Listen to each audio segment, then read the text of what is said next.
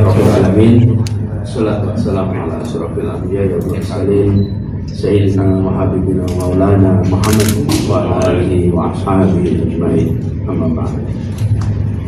Yang kita hormati, kita cintai Ketua Umum Pengurus Besar Nahdlatul Ulama Bapak Profesor Dr. Kiai Haji Said Agil Siraj, yang saya hormati Rektor Universitas Nahdlatul Ulama Indonesia Profesor Dr. Maksud Mahfud serta seluruh jajaran, yang saya hormati Sekjen PBNU Bapak Dr. Hamid Faisal Zaini, juga yang saya hormati Wakil Ketua MPR RI Gus Jazilul Fawait Sugeng Rawut, yang saya hormati jajaran BUMD DKI Jakarta di Direksi Transjakarta, juga Dekan Fakultas Teknologi Informasi Universitas Nahdlatul Ulama Yogyakarta, Insinyur Suhada, dan seluruh hadirin yang pada hari ini hadir bersama-sama menyaksikan penandatanganan MOU antara Universitas Nahdlatul Ulama Indonesia dan Nahdlatul Ulama dengan Transjakarta. Perlu Pak Yai sama-sama saya hormati, perlu kami sampaikan di sini mengapa kita serius soal transportasi di Jakarta ini. Satu, yang kelihatan mata adalah kemacetan.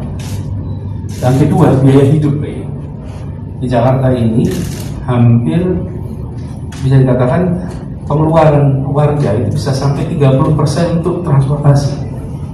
Jadi terima uang bulanan itu 30% bisa habis untuk transportasi. Kenapa? Karena transportasi umum massal tidak terbangun dengan baik. Karena itu ketika kami mulai bertugas di Jakarta ini, kita petakan transportasi itu ada, kereta ada, kemudian bis ada, angkot ada, bis biasa ada, lalu MRT ada, tetapi semua ada jalan sendiri-sendiri. Jadi kemudian di awal kita katakan satu kata kunci untuk seluruh transportasi, namanya integrasi. Rute terintegrasi, tiket terintegrasi, pengelolaan terintegrasi. Jadi hanya pakai satu kata, integrasi. Semua transportasi Jakarta harus nyambung, rutenya nyambung, kemudian tiketnya nyambung, kemudian pengelolaannya nyambung. Alhamdulillah dengan satu kata itu, semua yang ada kita kerjasamakan dalam satu bendera, namanya Jaklingko.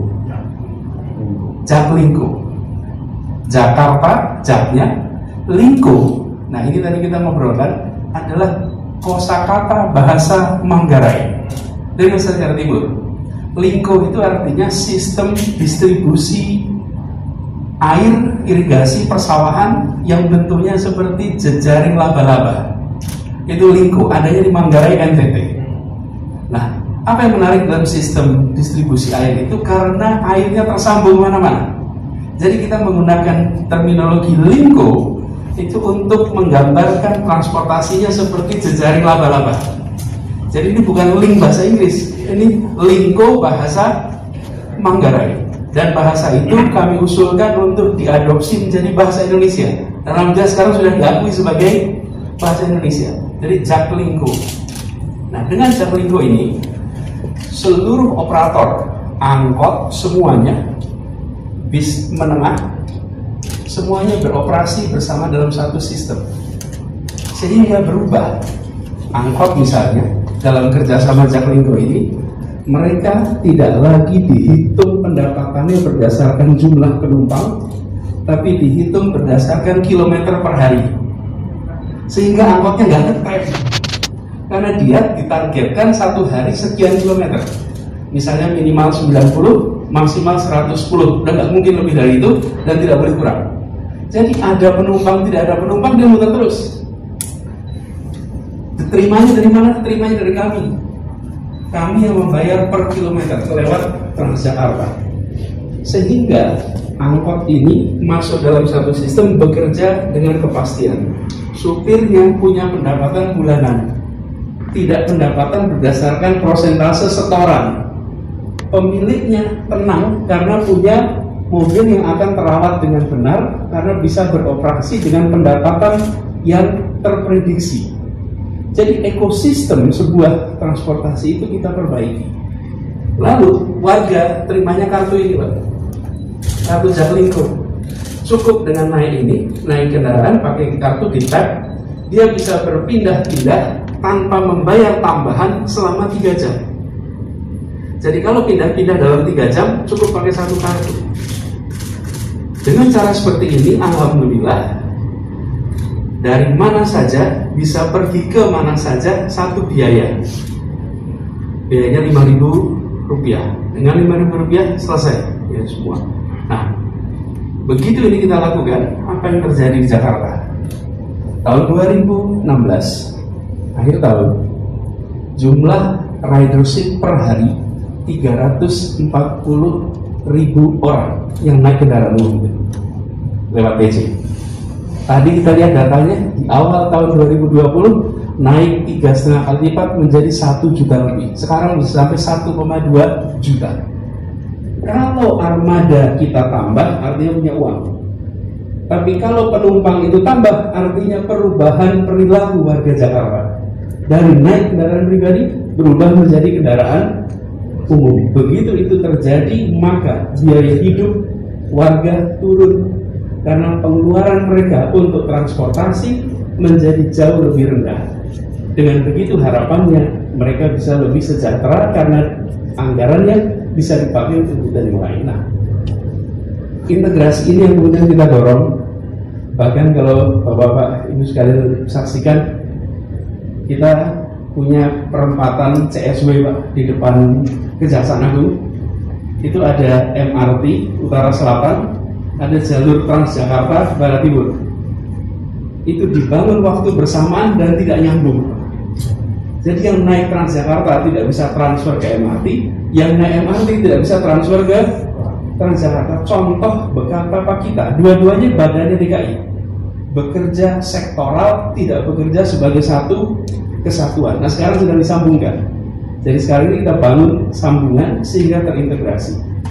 Lalu kita matur Pak Presiden, kalau kita mengelola transportasi tapi tidak punya kewenangan, sulit. Minta supaya stasiun di Jakarta dikelola oleh DKI. Untungnya Presiden mantan Gubernur DKI. Jadi begitu beliau dengar langsung, iya, saya juga dulu pusing ngurusin pintu stasiun. Karena pintu stasiun yang mutusin stasiun, kemacetannya yang ngurusin DKI. Dan alhamdulillah kemudian pengelolaan stasiun di Jakarta diserahkan kepada DKI sekarang. Jadi ini kemudian KAI juga, Pak. KAI menjadi sahabat kita. Ini lapor Mbak Komet ini. Karena KAI sangat suportif. Karena KAI tahu persis kalau kereta tidak nyambung dengan bis, maka orang naik kereta pun turun. Tapi begitu turun ke stasiun langsung bisa pindah ke bis. Nah, pengelolaan stasiunnya oleh kami, keretanya tidak, tapi hanya stasiunnya, sehingga betul-betul terintegrasi. Nah, ketika ini terintegrasi menjadi satu sistem, sekali orang masuk dalam stasiun kereta, masuk dalam bis, masuk di halte, lalu mereka melakukan kegiatan tuntas. Nah, tantangannya di Jakarta ini kerjasama sekarang ini, salah satu aspeknya adalah jam kantor itu selesai jam 5. Masyarakat mulai bergerak pulang itu setengah 6. Di perjalanan itu ratusan ribu orang lewat menggunakan kendaraan umum punya keluhan, tapi maghriban di mana? Rata-rata menunggu selesai masuk maghrib, sholat pulang, atau di perjalanan. Nah, ini nanti harapannya akan ada desain-desain musola di dalam halte, di dalam stasiun yang memfasilitasi jutaan warga Jakarta yang sore hari pulang, sehingga tidak lagi kesulitan untuk sholat maghrib. Karena sholat maghrib itu waktu yang paling mepet, kalau yang lain masih ada waktu longgar. Nah, begitu sistemnya terjadi sebagai satu kesatuan, maka orang masuk tuntas 3 jam. Nah, di situ ruang itulah yang kemudian sekarang dengan kerjasama Transjakarta dan Universitas Nahdlatul Ulama Indonesia dan Nahdlatul Ulama Jogja, harapannya nanti bisa dikaji sama-sama pendekatan terbaik. Yang kedua adalah pengembangan ke depannya. Ini harapannya dengan UNU Jogja itu kita ingin agar ada kajian tentang bagaimana kita mendorong orang lebih banyak lagi menggunakan kendaraan umum. Jadi apa yang terjadi di Jakarta selama beberapa tahun ini adalah fenomena yang belum dialami semua orang. Dan itu saya mengusulkan kepada kita mencoba kendaraan umum sekarang. Karena di ruangan ini hampir pasti yang pakai kendaraan umum itu sama dulu, Pak. Dulu. Tapi saya tanya Pak Sekjen, kapan terakhir naik bis? Naik bis sudah lama. Jadi saya usul, coba naik bis. Nanti akan merasakan naik bis di Jakarta tidak kalah dengan naik bis di kota-kota termaju di dunia. Tidak kalah. Nah, sekarang sekali mencoba biasanya kemudian meneruskan, Pak. Nah, ini dengan sebuah sistem yang dibangun sebagai satu integrasi, alhamdulillah sekarang tersambungkan seluruh moda transportasi dalam satu kesatuan. Nah, yang mimpin ini adalah seorang anak muda dari Pondok Izul Warok ini, Pak. Dia yang mimpin dari awal.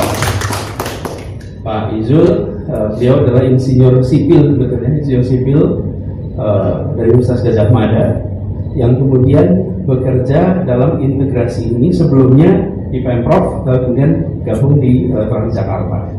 Nah, dia salah satu anggota Dewan Transportasi Jakarta sebelumnya. Kita berharap ini kemudian nanti mengubah perilaku Jakarta. Alhamdulillah sudah diakui internasional, Pak ya. Jadi Jakarta ini tahun 2017 di dalam urutan kota termacet di dunia kita nomor 4 sedunia, Pak. 2017. 2018 kita turun ranking 7 termacet di dunia. 2019 kita turun ke ranking 10. Jadi dari 4 turun ke 7, turun ke 10. Biasanya kalau ranking kita ingin masuk 10 besar. Kalau kemacetan kita ingin keluar dari 10 besar. Kita masuk 10. Dan tahun 2020 kita turun ke ranking 31 dunia. Dalam 4 tahun. Dari 4, 7, 10 1. Dan 3 bulan lalu alhamdulillah Jakarta mendapatkan award nomor 1 di dunia sebagai awardnya namanya Sustainable Transport Award STA, sebagai kota dengan perubahan transportasi terbaik di dunia. Nah, alhamdulillah kita syukuri ini sebagai bagian dari ikhtiar kolektif yang hari ini belum semua merasakan karena belum menggunakan kendaraan umum. Tapi kalau kita merasakan, insya Allah akan merasakan perubahan. Nah, mudah-mudahan dengan nantinya kerja bersama ini, maka fasilitasnya akan mengalami peningkatan. Lalu harapannya ke depan perubahan akan jadi lebih cepat. Karena itu kami betul-betul berterima kasih bahwa Universitas Nahdlatul Ulama bersedia menjadi mitra. Nanti insya Allah jejaknya ada di semua hal, Pak. Jejak kehadiran kerjasama ini. Penandatangannya singkat, tapi efeknya akan amat panjang di Jakarta, insya Allah. Dan kita berharap nantinya warga di Jakarta yang kemarin punya aspirasi, Pak Gubernur, kami selalu sulit untuk maghriban, nanti terselesaikan dengan pendekatan yang aplikatif, sesuatu yang selama ini terlewatkan. Jadi Pak Yai, saya hormati, ini adalah ikhtiar kita bersama mengubah kota Jakarta. Insya Allah setahap demi setahap kota ini menjadi lebih baik, dan kontribusi Nahdlatul Ulama di dalam transportasi nanti akan terlihat. Bukan saja, ada satu lagi tambahan, Pak, terkait transportasi ini kaitannya dengan persatuan, Pak. Kami selalu garisbawahi bahwa transportasi jangan dipandang sebagai alat pemindah badan dari titik A ke titik B, tapi alat persatuan. Karena naik kendaraan umum, apakah itu presiden, apakah itu menteri, apakah itu office boy, berdirinya sama, duduknya sama, fasilitasnya sama, tidak ada kelas di dalam transportasi umum. Dan untuk Jakarta, perasaan seperti itu minim sekali. Karena di Jakarta sekarang kendaraan pribadi, fasilitas private, sehingga terasa strata. Tapi di kendaraan umum itu semua hilang.